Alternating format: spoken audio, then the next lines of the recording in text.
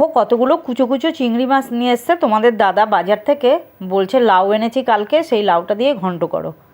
আমি কিন্তু চিংড়ি মাছ খাই না, ছোটোই হোক বা বড়ই হোক।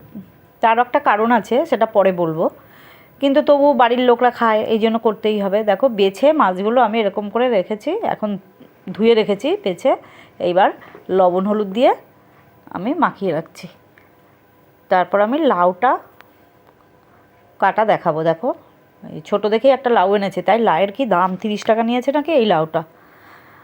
এই লাউটা আমি ভালো করে ধুয়ে, তারপর ওপর থেকে ভালো করে ধুয়ে নিয়েছি। ধুয়ে নিয়ে খোসা ছাড়িয়ে আরেকবার আমি জলে চুবিয়ে রাখবো, কারণ লাউয়েরও একটা কষ আছে, প্রত্যেকটা সবজির একটা কষ থাকে, কালো কালো জল দেখবা বেরোবে, সেটা একটু বেরিয়ে যাবে। তারপর লাউটা আমি কুচাবো।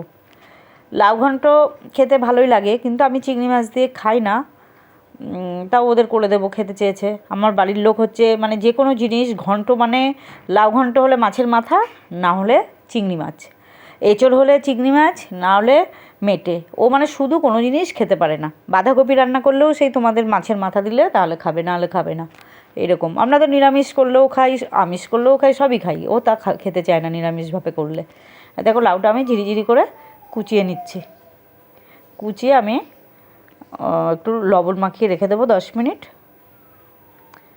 দেখো সব কুচোনো হয়ে গেছে, এখন একটু লবণ মাখিয়ে নিচ্ছি, একটু নরম হয়ে যাবে তাড়াতাড়ি, মানে রান্নাটা হয়ে যাবে।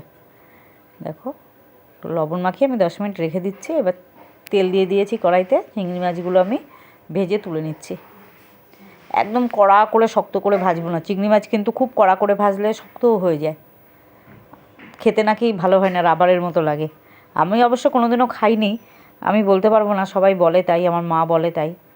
দেখো ভাজা হয়ে গেছে। এবার আমি চিংড়ি মাছগুলো সব তুলে নিয়ে এতে জিরে ফোড়ন দেবো। দেখো জিরে ফোড়ন দিয়ে দিলাম, তারপরে পেঁয়াজ কুচি ফোড়ন দিয়ে দিলাম। যেহেতু চিংড়ি মাছ আছে এই জন্য একটু পেঁয়াজ দিলাম আমি, যদি নিরামিষ হতো তাহলে পেঁয়াজ দিতাম না আমি। দেখো পেঁয়াজটা ভাজা ভাজা হয়ে গেছে, এবার মশলাগুলো দিয়ে দেবো। মশলা বলতে এখানে জিরে, আদা আর লঙ্কা পেস্ট আছে, লাল হয়েছে, লাল পাকা কাঁচা লঙ্কা দিয়েছি তাই লাল লাল লাগছে। দেখো এরপর লাউগুলো দিয়ে দিলাম, দিয়ে ভালো করে নেড়ে চেড়ে দেবো। নেড়ে চেড়ে দিয়ে আমি একটু হলুদ দিয়ে দেবো, আর লবণটা আমি পরে একটু টেস্ট করে দেবো, কেননা লবণ দিয়ে মাখানো ছিল তো, যদি বেশি হয়ে যায়, এই জন্য সব কিছু দিয়ে লাউটা একদম মানে যখন হয়ে আসবে তখন আমি একটু টেস্ট করে লবণটা মেশাবো। তোমরাও তাই করবে, নাহলে বেশি হয়ে যেতে পারে, কেন এটা তো কমে আসবে।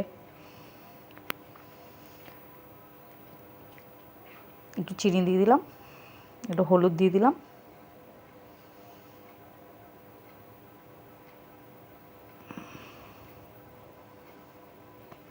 আর এই দেখো চিংড়ি মাছগুলো এবার আমি দিয়ে দিলাম। দিয়ে এবার আমি 10 মিনিট ঢেকে রাখবো। দেখো ঢাকনা তুলে দিয়েছি। এবার আমি লাউ ঘন্ট একটু ধনে পাতা ছড়িয়ে দেবো, একটু সামান্য একটু লবণ দিলাম, না হলে মনে হবে যে মানে একটু কম কম লাগছে। তোমার হচ্ছে আর 2 চামচের মতো একটু আটা দিলাম, কেননা লাউটা একটু ছাড়া ছাড়া থাকে, দেখবি এটা আমি মার কাছ থেকে শিখেছি, এই জন্য একটু আটা দিয়ে একটু মাখো মাখো ভাব হয় দিলাম। দিয়ে ভালো করে নেড়ে দেবো। এরপর আমি একটু ধনেপাতা কুচি দিয়ে দিচ্ছি, না হলে আমি যে বাঙাল মনেই হবে না ধনেপাতা যদি লাউ ঘন্টে না দিই। এই দেখো রেডি আমাদের কুচো চিংড়ি দিয়ে লাউ ঘন্ট।